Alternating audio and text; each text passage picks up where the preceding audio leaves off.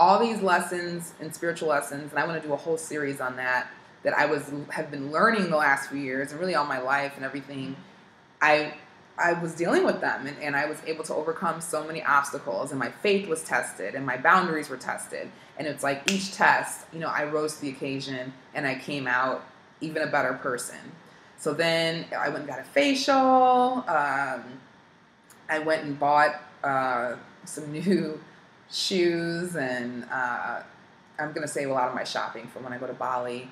I bought stuff for my apartment. My apartment's like 90% together. I just have to get some dishes, and but I'm kind of waiting on those because I want to get some kind of linens and textiles and things like that when I'm in Bali.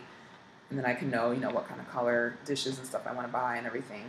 But my apartment is like feeling like a home, and I want to be able to have a dinner party here eventually and thank everybody who helped me. And yeah, it's like everything changed when I got rid of that guy, and when I just accepted that I'm in complete control of my choices, and and working with something higher than me, working with God, and knowing I have angels and loved ones on the other side who are supporting me and rooting for me, because I had all these dreams. Like, people who passed away were in my dreams. Like, my godmother was in my dreams. One of my best friends from law school, she was in one of my dreams. And these are two very strong women who don't mince words. And those are kind of like the qualities I needed, at that time. And my aunt was in my dream. All these. So it was just kind of like this. I was getting all this spiritual support and everything, and it's like I kept kind of getting these messages, like I was sitting in the Starbucks and I heard this song by Peter Gabriel, "Don't Give Up." And what's so funny is this same song was like one of my favorite songs back when I was in high school, when I went through this spiritual retreat called Kairos. I haven't heard this song in years. I mean, honestly, I probably really have not heard this song in like 15 years.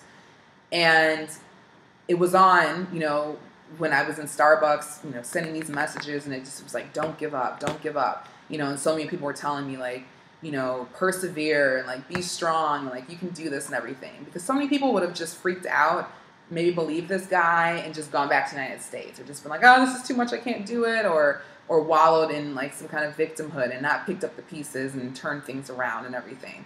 So I did it, and now it's just kind of amazing. I went out to dinner Friday night. It was about a group of 4, 5, 6, 7, 8, 9, 10, about 12 of us, all expats from Australia, Iran, America, South Africa, Jamaica, where else? Indonesia. I mean, we had such a fun time. Went to this restaurant in central Jakarta, or South Jakarta. Had some wine, had some great meal, great conversation, had laughs, and it's like these people really have rallied around me and are friends of mine now.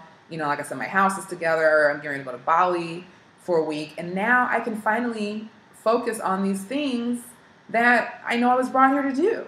And this is one thing that really made me so upset about how this guy, because he knew what my plans were. He knew I wanted to teach, and he knew I wanted to do all these other creative projects, because he asked me, what do you like to do? And I was like, oh, I like nature, I like yoga, I like, the arts, I like to go out and do this. And then it was like he was just trying to take up all my time and not allow me to even explore, express myself here. And it made me so angry, because I'm like, there's a lot of people at home who are constantly telling me, I'm going to live vicariously through your experience, and post pictures, and people were like, yeah, post pictures, we want to see what's going on. And it was kind of like I didn't have the energy. I hadn't really seen anything, because he was taking up so much time and energy, this whole drama was.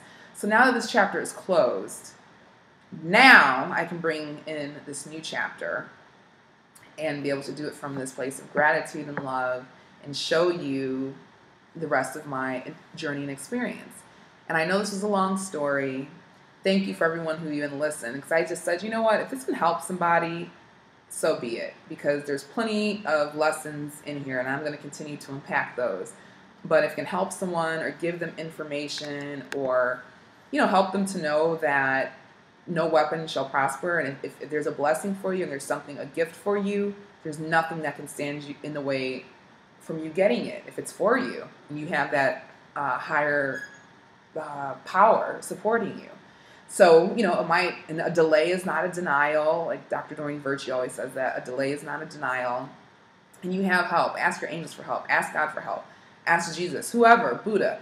I mean, just ask for help. Ask your ancestors to help you and give you that strength. I mean, and you can do whatever it is you want. It's all about your choice, all about your intention, and all about you holding that space. Because when you can hold that space of love and hold that space of positivity, that's when you hear your guidance. That's when a lot of those divine gifts and inspiration starts flowing through you. But if you're angry and fearful and worrying, that's like completely opposite of where God is. You know, that's opposite of the divine. So you want to just keep your energy up, because the more you can keep your energy up, then that high energy of God and that divine energy, you know, can meet you, or you know, you're raising to that level of love and purity and everything else. If you're down here in your ego, it's going to be difficult, you know, for those blessings and for you to hear that guidance and for things to come in.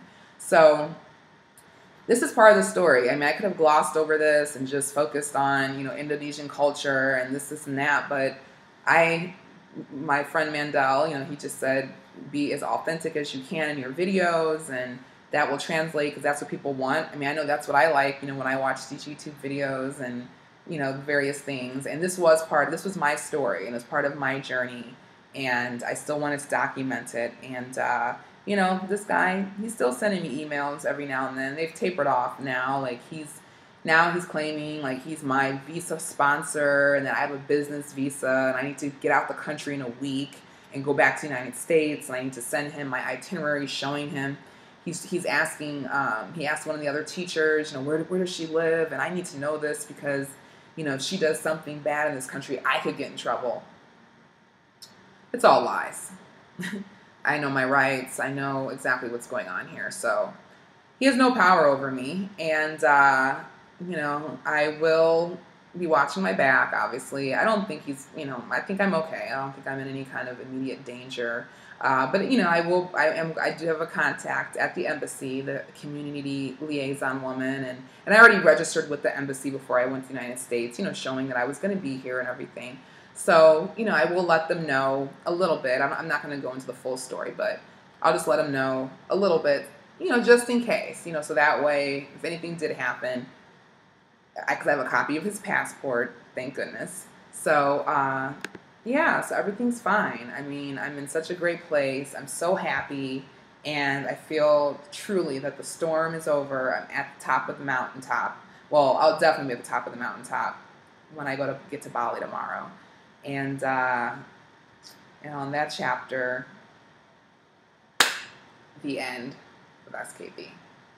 And the end of that woman I was before that. Now it's a new chapter, and there's rainbows and sunshine and blessings and unicorns and happiness and positivity and all things ahead. And as they say, the best is yet to come. And I want you to come with me. So, hey guys, we're going to Bali. See you in Bali tomorrow.